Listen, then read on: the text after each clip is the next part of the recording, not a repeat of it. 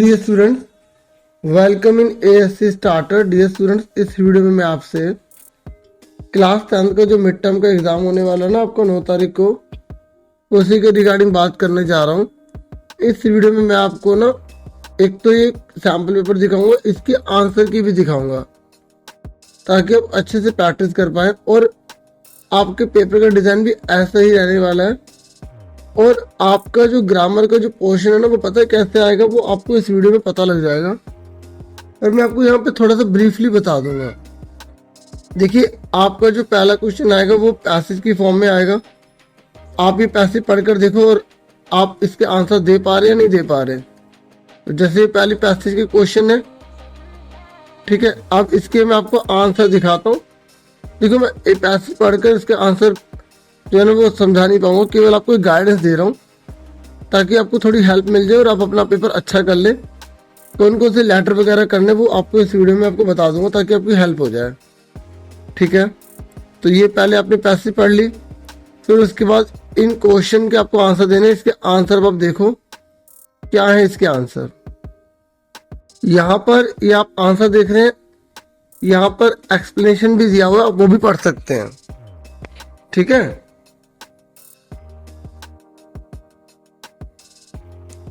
और आप देखना कि जो पैसेज में जो लाइन है वो क्या इसमें कवर हो रही है नहीं हो रही। अगर आप सही से टाइम देंगे ना, आप काफी अच्छा स्कोर कर लेंगे।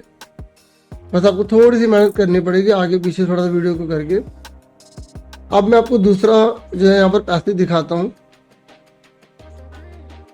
दूसरी जो यहाँ पर पैसेज है वो केस स्टडी के रूप में आएगी, या कोई आपको ग्राफ वगैरह बनाकर दे सकते हैं, फिर उसको आपको एनालाइज करके आंसर देने होंगे, जैसे यहाँ पर टेबल की फॉर्म में आई है, ठीक है।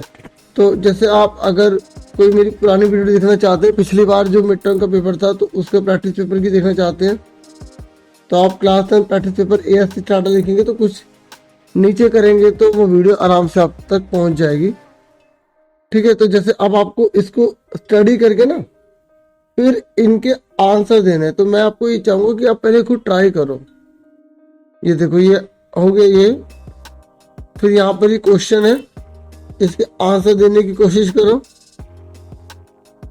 और इसको देखो क्या बताने की कोशिश कर रहा है ये कह रहा है कि इंटरवाइन जो है वो किसको यहाँ पर सिग्निफाई करता है।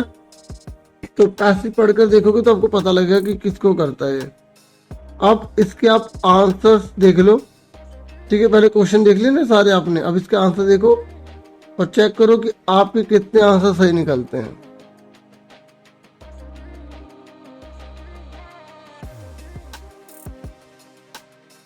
ये देखिए, ये केस बेस्ड प्रैक्टिस पैसेज के आंसर है।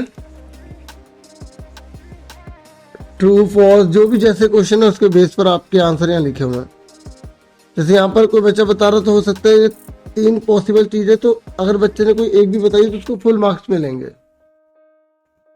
और जो विजुअली इम्पेयर्ड है उनके लिए यहाँ पर, ठीक है, यहाँ ऑप्शन बी जो है उस पिक्चर का करेक्ट आंसर था, ठीक है। तो ये हो गया। अब आप ग्रामर क्वेश्चन पर आ जाओ।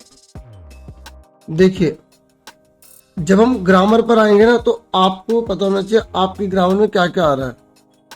आपकी जो ग्रामर है ना उसमें सब्जेक्ट वर्ब कनकर्ड, नरेशन यानी कि direct and speech, reporting speech भी बोलते हैं। तो आप रिपोर्टिंग स्पीच एएससी स्टार्टर लिखेंगे ना तो एक वर्कशीट वाली वीडियो होगी, उसमें क्लास 9 भी लिखा हो सकता है, वो क्लास 10 के लिए भी एप्लीकेबल है, तो उससे आपको बहुत बेनिफिट मिलेगा। और एडिटिंग ओमिशन वगैरह आएगा। तो लिखा कैसे आएगा, देखो ये ग्रामर का जो पैटर्न है बिल्कुल ऐसा कर दिया गया। जैसे यहाँ पे जब हम किसी को पैराग्राफ वगैरह लिखते हैं ना तो उसकी फॉर्म में या लेटर की फॉर्म में आपको दिया गया, फिर आपको भरना है ऐसे। जैसे यहाँ पर सब चीज पेरेंट में चल रही है, ठीक है। तो आपको ये ध्यान रखना है कि ये भी आप पेरेंट में बताएंगे। तो अब यहाँ पर सिंगुलर है, जब सिंगुलर होता है तो सिंगुलर लगाते हैं, हाईलाइट्स हो जाएगा यहाँ पे। ऐसी एडिटिंग है ना, तो इस पूरी लाइन में कौन सा वर्ड गलत है जो हमें ठीक करना होगा। जैसे this delightful recipe must keep your hunger pang at bay with its balance spices and oriental flavour. तो यहाँ पर करेगी मतलब एक डिटर्मिनेशन एक प्रॉमिस जैसी बात कर रहा है, तो यहाँ पर मस्ट की जगह ना विल का यूज करेंगे। ठीक है, ये थोड़ा बहुत आइडिया आपको दे रहा हूँ। अब जहाँ यहाँ पर देखो थर्ड पॉइंट में ये आपकी रिपोर्ट है, यानी कि रिपोर्टिंग स्पीच है। यहाँ पे अभिलाष नेहा से बातचीत कर रहा है, क्योंकि जो नेहा ना डांस एकेडमी जो है ना वो इनॉग्रेट कर रही है। ये टेलीग्राम चैनल है, आप इसको भी जो है सब्सक्राइब कर सकते हैं, ज्वाइन कर सकते हैं। तो यहाँ पर अब आपको बताना कि यहाँ पर अभिलाष ने क्वेश्चन पूछा है कि is your best friend helping you in this venture. ये जो आप कर रहे हैं, इनॉग्रेशन कर रहे हैं डांस एकेडमी का, क्या इसमें आपकी बेस्ट फ्रेंड आपकी हेल्प कर रही है? तो ये अभिलाष पूछ रहा है, और जब पूछ रहा है तो आस्क्ड लगाएंगे, तो इसका आंसर जैसे हम लिखेंगे, वैसे तो आंसर लिखे हुए हैं, मैं एक आधा मतलब ये कुछ क्वेश्चन थोड़े बहुत बता रहा हूँ। अभिलाष आस्क्ड नेहा, फिर क्योंकि ये क्वेश्चन मार्क है, और जब क्वेश्चन मार्क है तो हेल्पिंग वर्ब से क्वेश्चन बन रहा है, तो या तो इफ का प्रयोग करेंगे या वेदर का प्रयोग करेंगे, तो हमने इफ लगा दिया। फिर यूर कौन है? यूर कौन है? यूर बेस्ट फ्रेंड यहाँ पर नेहा है, नेहा लड़की है, तो यूर जब पॉजेसिव वर्ड आता है तो पॉजेसिव में आंसर देना पड़ेगा हर।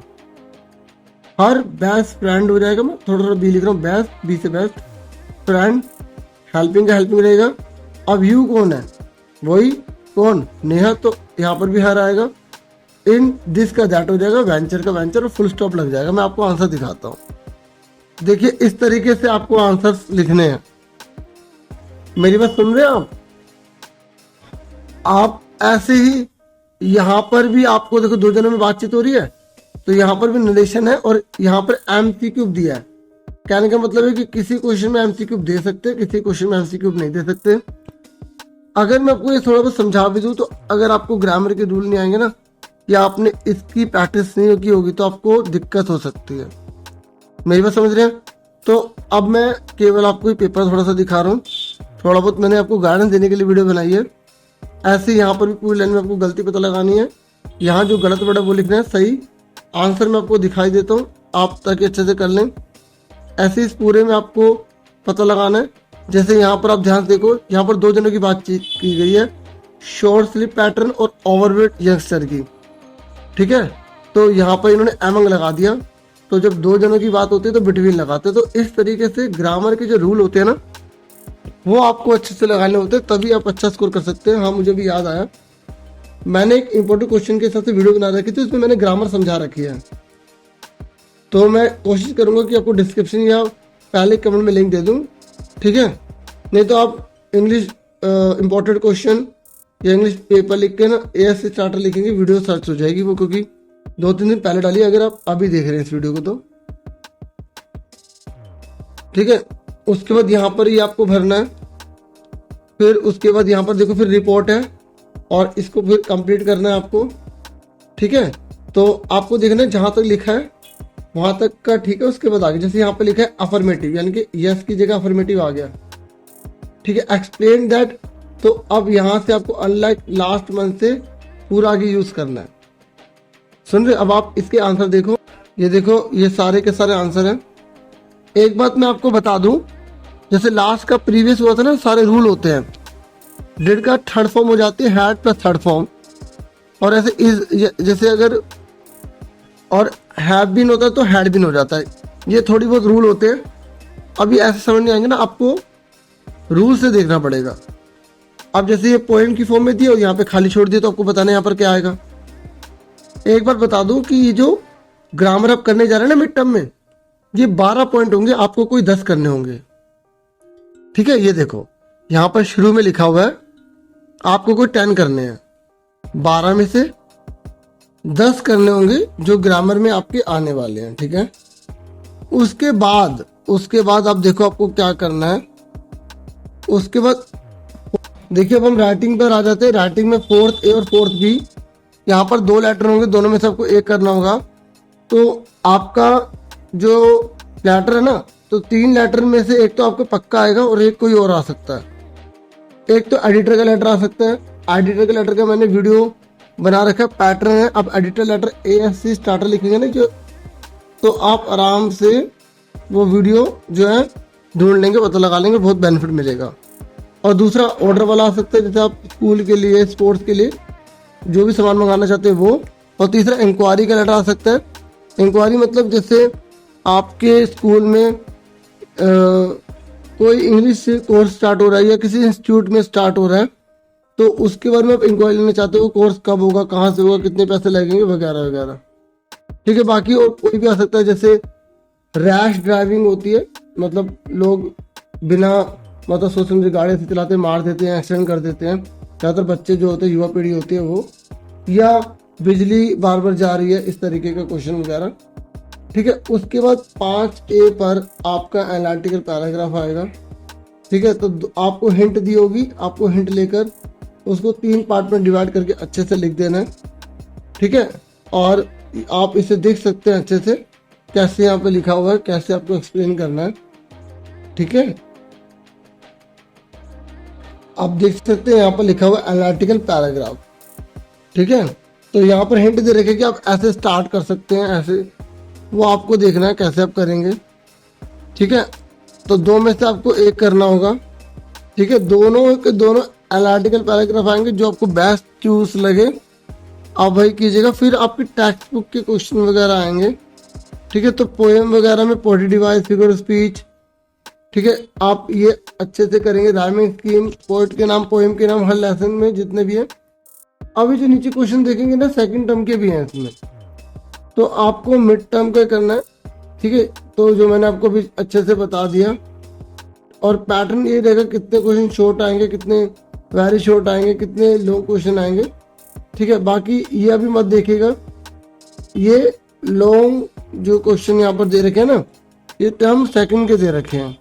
और ये जो CBSE की तरफ से सैम्पल पेपर थे, ये मैंने आपसे डिस्कस किया। आंसर आप देख सकते हो, यहाँ पर आप आंसर पढ़ सकते हो। देखो यहाँ पर इन्होंने एग्जाम्पल में जो लेटर दिए थे उसका आंसर भी लिखे हैं। ठीक है, अब ये सेम तो रहेंगे नहीं, लेकिन आप इसे प्रैक्टिस करना चाहे कर सकते हैं। ठीक है,